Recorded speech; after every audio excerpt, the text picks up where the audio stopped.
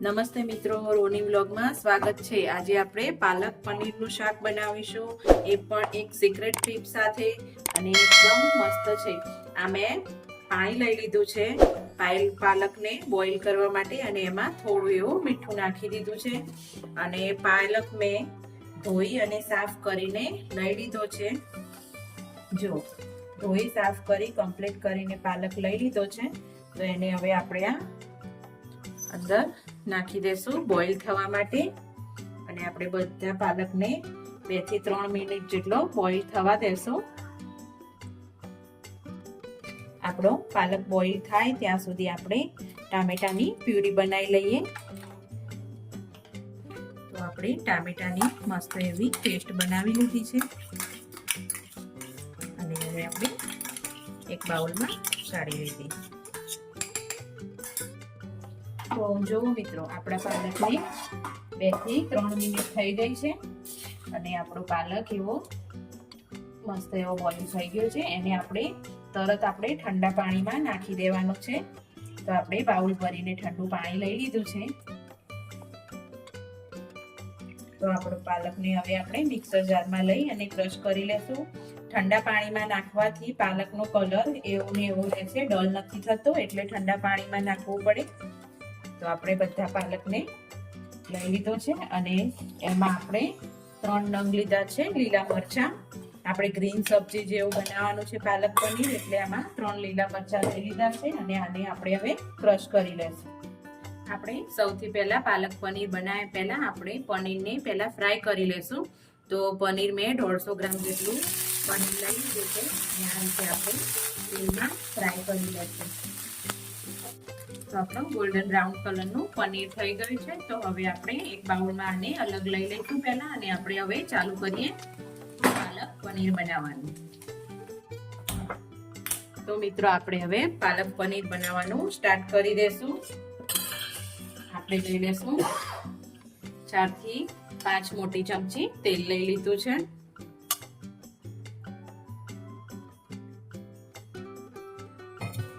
તો આપણું તેલ આવી ગયું છે, તો એમાં પહેલા થોડું જીરું નાખીશું। મેં 4 થી 5 તજ અને લવિંગ લીધા છે। 4-5 લવિંગ અને એક તજનો ટુકડો લીધો છે। આપણે એને નાખી દેશું અંદર। થોડીક હિંગ લઈ લેશું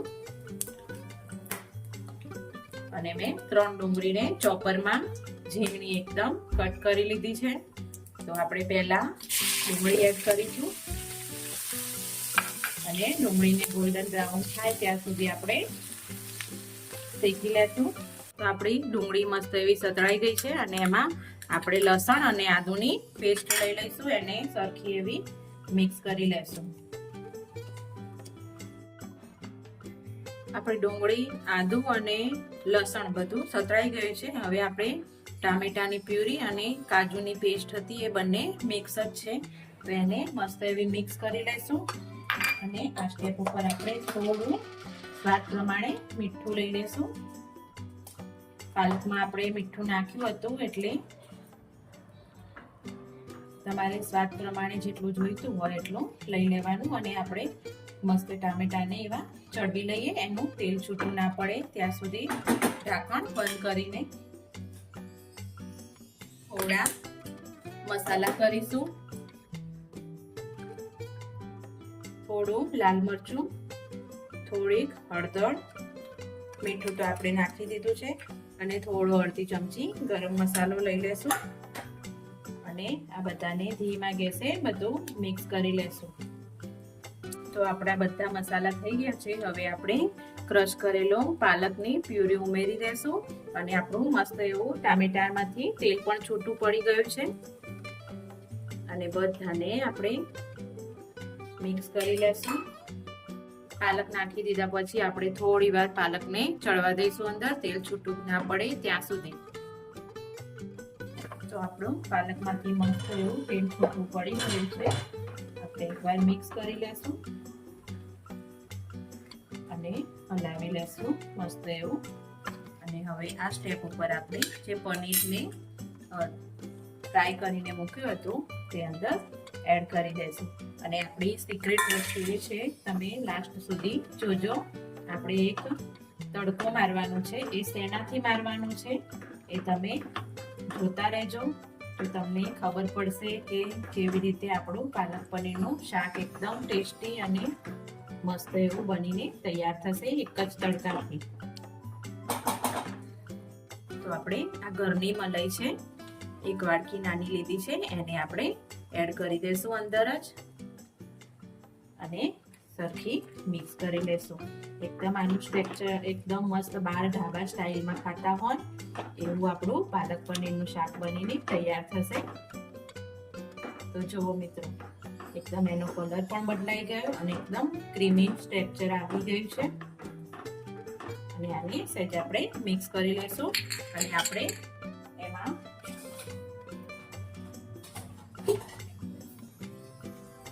સહેજ ચપટી ખાંડ નાખીશું, બધા સ્વાદને બેલેન્સ કરવા માટે. સામાન્ય નોર્મલી, વધારે ગળ્યું નથી કરવાનું, સામાન્ય બાર જેવો ટેસ્ટ લાવવા માટે પાલક પનીરનો.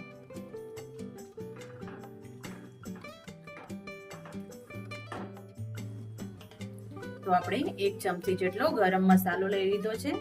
આપણે કોઈ જ પાલક પનીરના મસાલાની જરૂર નથી, આપણે બેઝિક મસાલા ઘરમાં પડ્યા હોય એનાથી જ પાલક પનીર બનાવી લીધું છે. અને હવે આપણે તડકો મારવાની તૈયારી કરી લેશું. તો તમે વિડીયો છેક લાસ્ટ સુધી જોજો, હું તડકો એનો મારું છું. તો આપણે આને ખાલી સાઈડમાં કરી લેશું અને ગેસ ચાલુ જ રાખીશું. તો મેં વઘાર્યું લઈ લીધું છે આપણે, અને એમાં આપણે તડકો મારવા માટે 2 ચમચી જેટલું તેલ લેશું. પાછું બસ 2 ચમચી જ લેશું. એને આપણે ગરમ કરી લઈએ તેલને. હવે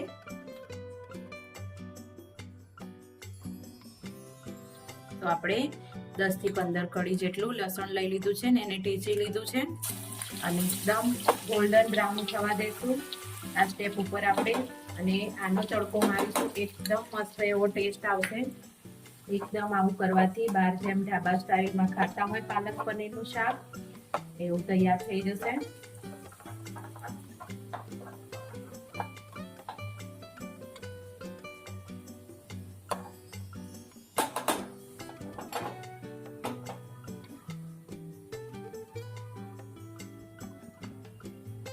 તો આપણે અડધી ચમચી જેટલું મરચું અને સહેજ 1 પિંચ જેટલી હિંગ લઈ લેશું